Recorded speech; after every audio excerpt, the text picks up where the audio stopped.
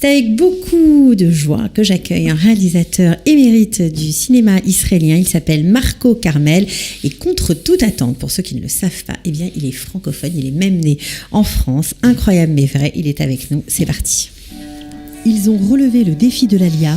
Alia Story, c'est vous, c'est nous. Alors, relever le défi de l'Alia, une phrase qui vous va à la perfection. Marco Carmel, bonjour. Bonjour. Bienvenue. Bonjour. On est super content de vous avoir.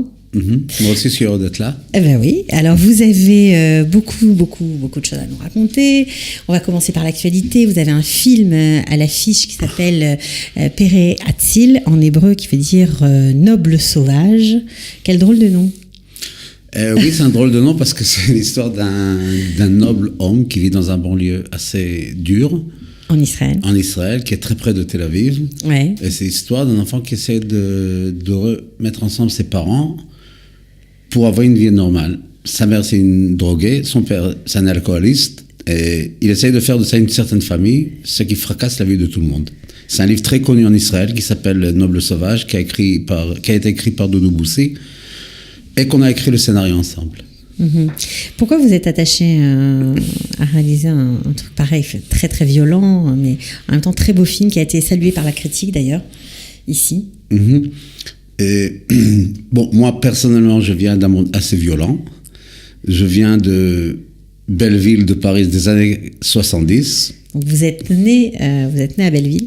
Enfin, oui, à Paris. À Paris, à Rothschild, là-bas. Voilà, vous avez vécu à Belleville jusqu'à l'âge de 10 ans. Donc c'était violent là-bas? Belleville des années 70, c'était très très violent. Ouais, vous viviez avec qui? C'était qui vos copains d'école? Mes copains d'école, c'était des arabes juifs, comme bien sûr, un peu de Yougoslaves, un peu de Vietnamiens qui sont venus de la guerre du Vietnam, un peu de tout le monde, là, tout. Toutes les nationalités étaient mélangées. Une nationalité de mélange de gens d'un peu des banlieues du monde entier. Ok, et donc c'est ça qui fait que c'est toujours un univers qui vous a attiré? Toujours. J'ai même fait un film sur l'Holocauste et sur le banlieue de l'Holocauste. Ça veut dire ce qui s'est passé pendant la Deuxième Guerre mondiale dans les pays nord-africains, que personne n'a voulu en parler en Israël, surtout en Libye et un peu aussi en Tunisie. Et toujours, je parle du côté de la société. Okay. Et même mon premier long métrage qui était Comme ton père avec Gad Elmaleh et Richard Berry. Alors ça, évidemment, incroyable, parce que c'est carrément votre histoire. Ce film, c'est très autobiographique. C'est votre premier long métrage, bien que vous aviez une longue carrière avant ça. Vous avez travaillé pendant plus de 10 ans dans les années 2000 pour la télévision israélienne. Vous avez réalisé des documentaires. Vous réalisiez les shows pour la télé en prime time le soir. Oui, j'ai fait beaucoup de prime time. J'ai fait beaucoup comme les guignols des infos israéliens, comme Built-in, plein de programmes qui étaient en prime time, de très bonnes choses. Mais à l'âge de 40 ans... Vous pouvez donner les noms en hébreu, parce que vous savez qu'il y a plein de francophones qui ne sont pas encore très intégrés dans la société israélienne. Alors c'est pour ça que c'est du prime time, des choses qui sont très connues, etc. en Israël, mais à la fin tu arrives à l'âge de 40 ans, et tu as une très belle carrière, mais tu n'as rien qui est vraiment toi. C'est pour ça que vous avez fait Comme ton père? Et voilà, à un certain moment, tu dis, bon, j'arrête avec toutes ces conneries que je fais et je vais faire mon premier long métrage. Je dois raconter un peu l'histoire, que c'est la raison que j'ai étudié le cinéma. Je dois raconter un peu l'histoire de mon père et de ma famille. Alors, il faut que vous nous la racontiez à nous aussi, parce que c'est le fait que vous viviez ici, vous ayez grandi en Israël, après 10 ans, quoi. Vous ayez débarqué en Israël, il est très lié à votre père, parce que vous êtes parti du jour au lendemain. Moi, je parle qu'on est parti d'Israël aux années 60, des Mahabarot. Les Mahabarot, ce sont les petits villages là qu'ils ont construits par des tentes et des trucs comme ça. Il n'y avait rien du tout. Et chacun essayait de reconstruire sa vie après qu'ils ont immigré des pays nord-africains. Et mon père a essayé de vivre en France. Non, mais attendez, parce qu'avant d'arriver en Israël, il faut raconter comment, ce que vous racontez très bien dans le film d'ailleurs, comment vous avez débarqué ici. C'est du jour au lendemain, ça s'est fait... De la France en Israël.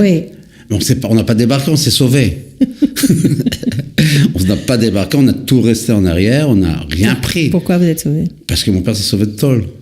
Il s'est sauvé de prison? Il s'est sauvé de prison. Comment ça s'est passé? Il est venu à l'enterrement de sa mère. Sa mère qui est venue d'Israël pour lui sauver.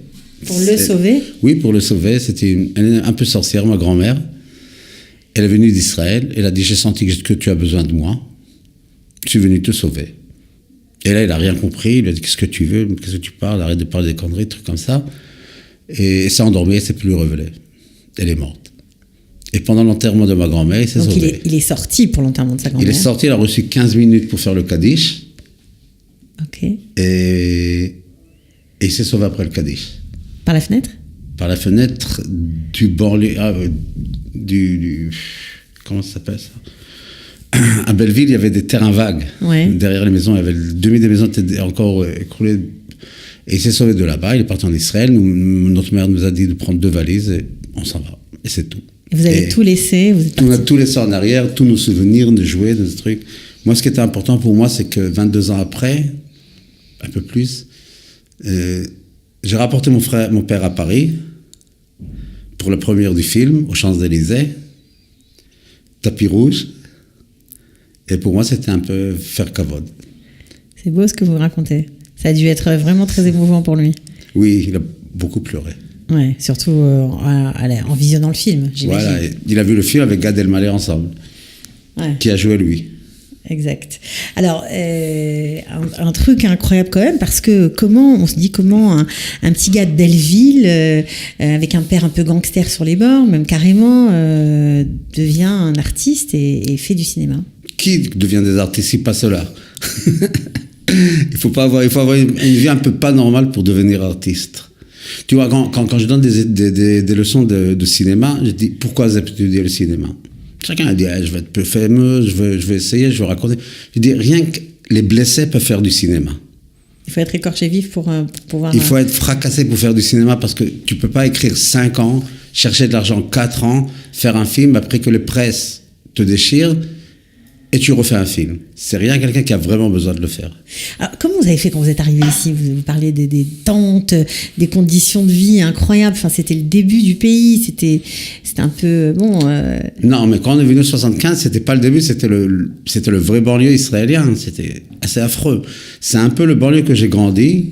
Quand je suis venu de la France, j'ai rien compris. Je comprenais pas la mentalité israélienne. Je savais pas comment on peut parler avec les parents sans recevoir une gifle. Comment on peut crier sur les profs et pas recevoir une gifle. C'était une mentalité. Et pas recevoir une gifle. Ouais. Et pas recevoir une gifle. Je comprenais pas comment comment on vivait ici. Comment on vivait ici. C'était trop dur pour moi. Je me suis resté un peu en arrière. J'ai rien que regardé. Peut-être c'est aussi la raison que je suis devenu metteur cinéaste. Je voyais les choses. Je pouvais pas comprendre ce qui se passe dans ce pays. Et je parle pas de Tel Aviv, je parle de Or Akiva, que c'est un banlieue le plus pourri de ce pays. Avant, maintenant, c'est devenu très beau. Maintenant, c'est devenu très chic. Très chic, ça, vraiment. Et il y avait des problèmes de drogue, des trucs comme ça. C'est pour ça que aussi Eli, qui est dans mon nouveau film, c'est un peu l'histoire de quelqu'un que j'ai connu de Pere Atzil. Ouais. C'est un peu l'histoire d'un enfant que j'ai connu à Rokiva qui était dans la drogue. Et tout ce qu'on a fait pour l'aider de sortir de ça, il n'a jamais réussi. Il est mort? Non, il habite maintenant à côté d'un Caspomat. Tu sais, le Caspomat des banques, il est assis en dessous du Caspomat. Chaque fois, quand quelqu'un fait sortir de l'argent, il lui demande quelque chose. Et quand il voit mes frères, il dit, comment il va Marco? Il a réussi, tout va bien avec lui. Dis-lui qu'il vient me dire bonjour. Souvent, je le cherche. Ah ben voilà, on ne sait pas s'il entend, bon, ça m'étonnerait, mais bon.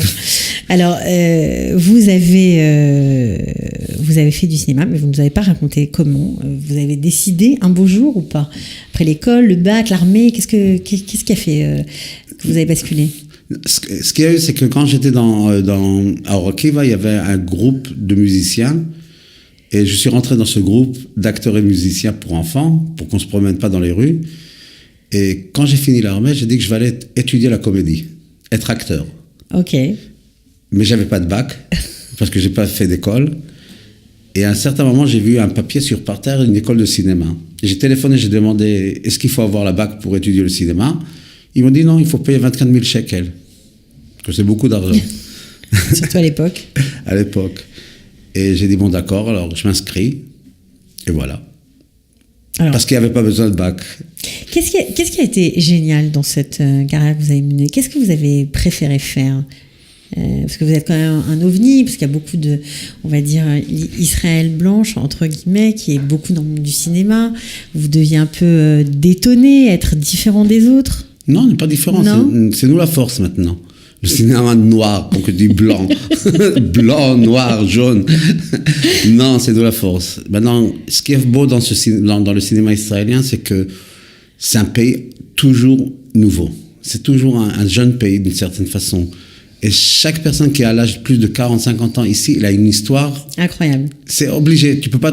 Je suis prêt à aller avec toi dans la rue. Chaque personne qui a plus de 40-50 ans, il a une histoire. Parce que chacun vient d'une mentalité, d'un autre pays, d'un autre monde. Et ces rencontres, ça fait des histoires. Tout le monde a des histoires. Aucune correspondance si c'est blanc ou noir, si c'est ashkénaze ou nord-africain, si c'est kibbutznik ou banlieue.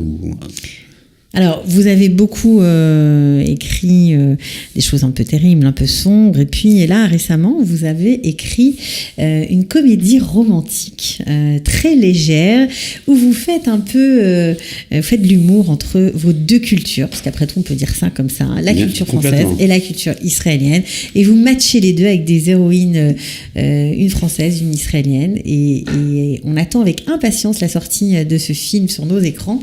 Ce sera pour juillet, ça s'appelle Paris Boutique. Pourquoi ce film ? Pourquoi ce film ? Parce que j'ai fait trop de tragédies dans ma vie. Vous en aviez marre de pleurer. Non, mais j'en ai eu marre. J'ai fait 2 longs métrages qui sont très durs. J'ai fait encore un long métrage qui est une tragédie marocaine, My Lovely Sister. Et j'ai dit, bon, on m'a proposé de faire une comédie brésilienne. Okay. Avec une histoire d'une Brésilienne qui arrive à Tel Aviv et qui comprend pas ce qui se passe à droite, à gauche, des trucs comme ça. Et j'ai dit, bon, d'accord, je le fais, mais ça devient une Française et ça se passe à Jérusalem. Les producteurs ont dit oui, on a écrit, et voilà. Et on a une comédie. Parce que j'ai dit que je peux pas faire un film sur une Brésilienne, je sais pas ce qu'elle a dans la tête, ce qu'elle va faire, comment les voilà. Mais une Française qui vient faire une affaire immobilière en Israël. Ça parle. Ça parle. Une Israélienne qui habite à Machane Yehuda, que c'est un chouk, que c'est banlieue, je connais. Et j'ai dit, qu'est-ce qui se passe comme une fille qui connaît la rue rencontre une femme du monde. Et ça, c'est super bon ce qui se passe là-bas. Ouais, ça, apparemment, c'est très drôle. On vous a reçu d'ailleurs, hein, on a parlé un peu de ce film. Avec Joséphine Drey. Avec Joséphine Drey, voilà. Il y a plein d'acteurs connus. Enfin, on n'a pas reçu l'actrice israélienne qui est avec elle en duo. Mais le duo... Elle s'appelle Nelly Taga, qui est très connue ici, qui est une très grande comédienne. Et je monte le film, maintenant j'arrête pas de rigoler. J'espère que tout le monde va rigoler comme ça aussi. Ouais, vous arrêtez pas de rigoler. Pourquoi ? Parce que vous jouez sur les différences culturelles, c'est ça ? Parce qu'on joue sur les différences culturelles et surtout parce que c'est une femme qui arrive pas de bouger et une autre qui est toujours tout droite. Et d'une certaine façon, cette rencontre personnelle, sans aucune correspondance avec les cultures qu'il y a aussi dans le film, elles sont très fortes. Il y a une certaine chimie, on dit, ouais, entre les deux qui crève l'écran. Qui va faire un très beau film de ça. Ouais. Alors, on est dans une émission qui s'appelle Alia Story. Est-ce que vous vous sentez, bon, bien sûr, totalement israélien aujourd'hui, mais est-ce que l'Alia, ça a fait de vous quelqu'un d'autre ? L'Alia, ça m'a fracassé la vie. C'est pas m'a fait quelque chose d'autre. Ça m'a tué complètement. Mais écoute, je ne sais pas qui je suis jusqu'à aujourd'hui. J'ai déjà 50 ans et je ne sais pas si je suis français ou israélien, si je suis surfeur. Jusqu'à maintenant ? Jusqu'à maintenant, c'est pour une vie entière, une alia. Ouais, pourquoi ça vous a fracassé la vie ? Parce que pendant les 10 premières années, j'ai construit... Jusqu'à 20 ans ? Oui. De 10 à 20 ans, ouais. Non, c'est de 0 jusqu'à 10 ans. En France. Oui, okay. En France. Que ça construit la base qui tu es. Ok. Que tous ces souvenirs, tous tes premiers souvenirs d'enfance, même d'amour d'une certaine façon et tout, c'est là-bas. Et tu arrives ici, tu trouves un autre monde, des autres gens, des autres rues. C'est impossible. C'est impossible. Toujours pendant 20, 30 ans, je n'as plus de repères ? Je ne sais. Il y a un moment en hébreu qu'on dit talouche, je ne sais pas comment on dit ça en français, que tu n'appartiens à nulle part. Ok. Et même dans mon cinéma, on voit que toujours c'est en apesanteur. Oui. Être un méhaguer, faire une alia, c'est quand tu ne sais pas qui tu es vraiment. Tu sais pas, tu peux pas choisir. Pendant 10 ans, depuis que j'ai fini la Roma jusqu'à que j'ai fait comme ton père, je vivais la demi du temps en France. Ah oui? Oui, je dois être en France. J'allais, je retournais. Vous travaillez ici, Oui, vous aviez votre mais carrière ici et vous alliez vivre en oui, France. j'ai fait un film en France, j'ai fait aussi un documentaire en France. Sur la Shoah, en Afrique du Nord, je l'ai tourné en France. Et dans la semaine prochaine, je vais tourner 2 jours aussi en France, mais c'est une question qui est un peu plus profonde. Combien de temps tu es en France, en Israël? C'est très dur de faire une alliée. Pour moi, personnellement, d'un monde que je suis venu à un monde que je suis arrivé, ça m'a pris beaucoup de temps. Et après, j'ai fait encore une fois une alia. Que quand tu fais une alia du banlieue à Tel Aviv, c'est refaire une alia. Alors c'est ça, c'est-à-dire que quand vous avez quitté Or Akiva... et passer à Tel Aviv, c'est encore passer à un autre monde. À Tel Aviv, vous aviez quel âge? J'avais l'âge de 26 ans, j'ai fini l'armée, je commençais à étudier le cinéma. Écoute, c'est quelqu'un qui rentre en classe et la prof, elle parle de Picasso, et moi, je ne sais pas de quoi elle parle. Elle parle de Godard, elle parle de Truffaut, je ne comprends même pas qui c'est ces noms-là. Je cherche dans des bouquins. Alors, vous avez appris beaucoup? J'ai appris beaucoup. J'avais un ami qui m'a beaucoup aidé à étudier le cinéma, Jacques Conquier. Jacques Conquier? Jacques Conquier, qui a le parfum Bogart, Tête Lapidus, tout ça. C'est une très grande entreprise de parfum en France. Je connais très bien. Qui m'a payé les études. Incroyable, pourquoi? Je te raconte. Et chaque fois qu'il venait en vacances, parce qu'il habitait à Césarée. Exact. Et chaque fois qu'il venait en vacances, il m'apportait des bouquins à lire. Il est tombé amoureux de vous, quoi. Il a eu un coup de cœur pour moi, vous. Moi, je travaillais, j'étais gardien à Césarée. Ok. Je gardais les vilottes. Et un jour, il m'a dit, écoute, c'est très dangereux, je sais pas, on est rentré dans ma maison, j'ai besoin que tu viennes vérifier. Je lui ai dit, d'accord. Je suis venu, je suis rentré, j'ai vérifié sa maison, j'ai tout autour. Et je lui ai dit, tout va bien. Il me dit, tu veux rester boire un verre? Je lui ai dit, je peux pas, je travaille, mais je suis resté, j'ai commencé à parler. Il m'a dit, qu'est-ce que tu veux faire? Je lui ai dit, écoute, je vais étudier le cinéma, ça coûte très cher. Je travaille 2-3 ans, je vais étudier le cinéma. Il dit, c'est quoi, je fais un deal avec toi. Je te paye la première année d'études. Moi, toute ma vie, j'ai voulu être metteur en scène. Mon père ne me l'a pas donné, je suis devenu un homme d'affaires, etc. C'est incroyable. Attends, mais je lui ai dit, bon, d'accord. Il me dit, je te paye la première année. Tu me fais montrer ton film. S'il est bon, je te paye la deuxième année. Et je lui ai dit, écoute, on ne va pas coucher. Il m'a dit, non, je sais. Il n'y avait aucune correspondance. Aucune ambiguïté, mais c'était... Tu t'assois avec quelqu'un à 1 minute de la nuit dans sa maison, tout seul, tu sais, bon, qu'est-ce qu'il veut? Ouais. Et il m'a payé mes études. Je lui ai fait montrer mon premier film qui était vraiment bidon. Il m'a dit, ça fait rien, je te paye la deuxième année. Il m'a envoyé en France faire des stages. C'est fou. Et après, sa femme, Régine, c'est elle qui a commencé à produire comme ton père. Incroyable. Donc c'est vraiment une très très belle histoire. Très belle histoire qui n'arrive qu'en Israël. Ça n'arrive qu'ici. Ouais. Ah oui. Un peu. En tout cas, quand tu as un village entre Or Akiva et Césarée, il y a des histoires comme ça. Ouais. Parce que c'est un village très riche et un village très pauvre. Ouais, c'est juste à côté, pour ceux qui ne connaissent pas Or Akiva. Et il m'a demandé de faire quelque chose pour ça. J'ai payé le prix. Il m'a dit que quand tu finis, si tu réussis, tu le fais avec 2 enfants. C'est-à-dire? Tu payes les études à 2 enfants. 2 enfants que tu décides. Ah, donc il a transmis sa générosité envers vous. Il faut que vous aussi vous transformiez ce geste en demandant à eux de faire 2. Vous l'avez fait? Oui, je l'ai fait. Vous l'avez déjà fait? Déjà fait. Quand vous les avez choisis? Je les ai choisis après 5-6 ans que je faisais de la télé. Je faisais beaucoup de télé. Je faisais beaucoup d'argent. Et il y a 2 filles, une fille de Or Akiva et une fille de Kriyat Yam, qui ont voulu étudier la comédie. Je leur ai payé les études. Elles réussissent aujourd'hui? Une, elle a réussi très bien, devenue une metteur en scène. Et la deuxième, non, pas trop. Bon, c'est pas grave. Non, chacun fait ça. En tout cas, c'est très beau c'est très israélien, c'est très beau, toute cette histoire. Alors, ça va mieux quand même après le fracassage de l'Alia, maintenant, avec 50 ans, tout ça. Non? On sait toujours pas où on habite? C'est marrant parce que maintenant, j'ai suffisamment de force et de courage pour écrire sur ça. J'écris une très grande série télé qui va être produite entre une boîte française et israélienne qui parle aux relations entre Israël et la France. Qui s'appelle comment? Qui va s'appeler comment? Non, qui va s'appeler, je ne sais pas comment elle va s'appeler. On ne sait pas encore. Ça parle de quoi? Ça s'appelle Djin Diali, pour le moment. Ça s'appelle comment? Djin Diali, mon amour, en arabe. Mais ça va être quoi? Ça va être science-fiction? Non, ça va être voyou. Urbain. Amour.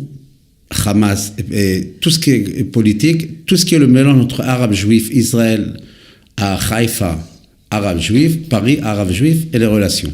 Vous croyez qu'il y a une carte à jouer aujourd'hui dans le cinéma israélien, à l'international? Enfin, les séries, ça cartonne, mais le cinéma de long métrage, un peu, mais pas encore quand même. Pas comme les séries. Non. Moi, j'ai fait une série de télé, vous connaissez Harmon? Bien sûr. Alors, c'est moi qui l'ai fait. Ouais, de Harem, je sais. Et qui a été acheté maintenant en Australie, qui a été acheté aux États-Unis, qui a pris un prix à New York. C'est pas, il y a quelque chose dans nos séries qui plaît les gens. C'est l'urgence. Et pas toujours sur l'armée, rien. Il y a le Spectrum, c'est une très grande série qui a été vendue et qui se refait aux États-Unis maintenant. Alors, comme on a parlé voilà, de transbahutement, d'aller-retour, vous parlez en français, vous parlez en hébreu parfaitement, évidemment. Vous préférez vous exprimer dans quelle langue? Et dans quelle langue vous écrivez? Quand je dois écrire en français, j'écris en français. Maintenant, j'écris les scènes qu'on doit tourner à Paris. Je les écris en français. Et les scènes en Israël? Oui, en hébreu. C'est incroyable. C'est comme si qu'il y avait il y a 10 000 Marco, pas de... 10 000 Marco Carmel, ok. Qu'est-ce que vous aimeriez faire? Alors, je sais que vous avez un tournage en ce moment au Sri Lanka. Vous êtes sur la préparation d'un autre film. Alors, maintenant, je vais réagir un rêve. Réaliser un rêve. Je vais réaliser un rêve. Depuis des années, j'essaie de faire un film sur le surf. Le surf, c'est ma vie. Ah, le surf, c'est votre vie. C'est ça. Mais c'est bizarre pour un enfant de Belleville. Voilà, donc pour un enfant de Belleville. Vous n'avez pas tout perdu en Israël. Non. Écoute, pas Belleville, pas Orakiva, j'habite à la mer. Ok. Et quand je tourne pas, je suis à Sri Lanka, je vis là-bas. Je vis 2 ou 3 mois par an au Sri Lanka. Maintenant, je viens de retourner il y a une semaine. Et il y a beaucoup de temps que j'essaye d'écrire une histoire sur les Israéliens au Sri Lanka. Et il y en a énormément. Il y en a 125 000 Israéliens qui vont surfer chaque an au Sri Lanka. Et c'est tous des enfants qui ont fini l'armée ou qui vont à l'armée. Et j'ai trouvé de l'argent, presque tout, pour tourner un film sur ça. Vous savez, la première fois que je suis parti à Sri Lanka, il y avait quelqu'un qui m'a dit une chose. Il m'a dit, le Sri Lanka, Arugambay, c'est une place où on surfe. Je peux le dire? Oui, bien sûr. Arugambay, c'est une plage, une des meilleures plages pour surfer du monde. Et quelqu'un m'a dit, écoute, si tu vas surfer à Arugambay, tu dois faire attention de 2 choses. La première chose, respecter les locaux parce que c'est leur maison. OK? La deuxième chose, fais attention des Israéliens. Et pourquoi? Parce que où ils ont 18 ans et toutes les vagues leur appartiennent parce qu'ils vont mourir à l'armée, ou ils ont 22 ans parce qu'ils sont pas morts, ils sont pas morts à l'armée, mais ils croient que toutes les vagues les appartiennent. Et c'est ça qu'on nous voit comme ça. Et moi, entre ces deux phrases-là... Ça veut dire quoi? Qu'ils n'ont peur de rien, qu'ils n'ont pas peur du danger. C'est ce qu'on dit. Hein. Il y a tellement d'accidents dans ces Tioul après l'armée. Il y a tellement de jeunes Israéliens qui perdent la vie parce qu'ils ont l'impression qu'ils peuvent bouffer le monde et qu'ils sont invincibles. Mais c'est parce qu'on est un pays en post-trauma.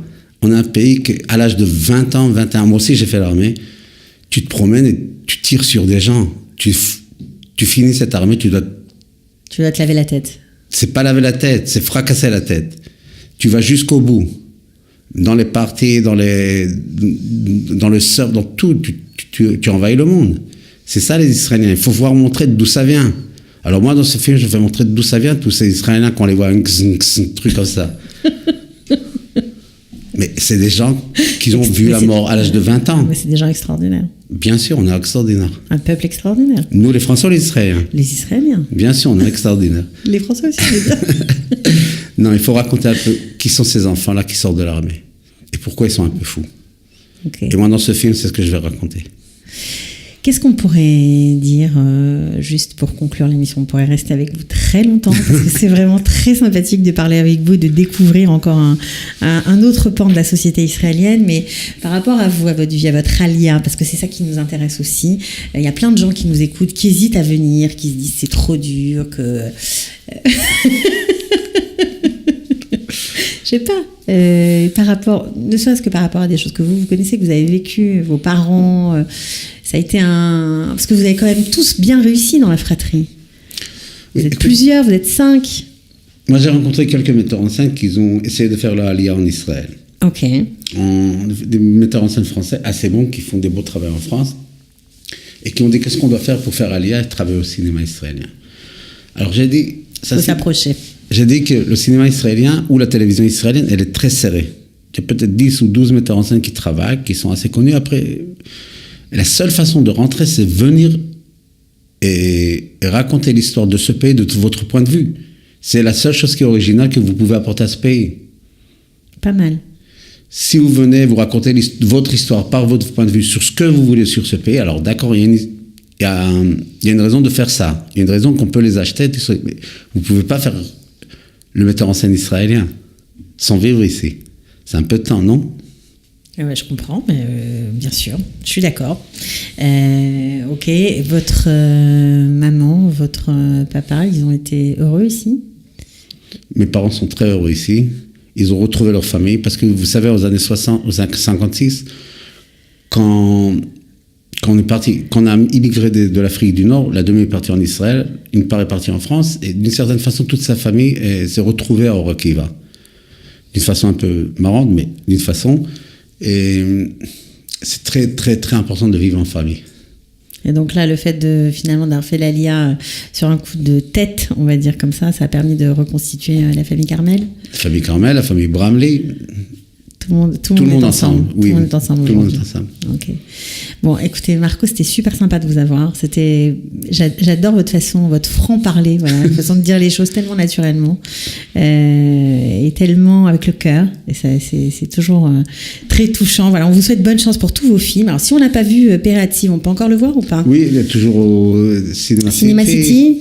Au Cinémathèque de Tel Aviv. Oui, il y a pas mal de cinémas qui ont encore le film. Ouais, ok. Et bien sûr, on attend avec impatience la sortie de Paris Boutique avec Joséphine Drey notamment, et puis une belle brochette d'acteurs. Voilà, ce sera au mois de juillet en Israël. Donc si vous venez en vacances, vous pourrez le voir. Voilà, faut pas le rater. Merci beaucoup. Merci. Et à très très bientôt. Merci. Ciao. Ciao. Ils ont relevé le défi de l'Aliyah, Aliyah Story. C'est vous, c'est nous.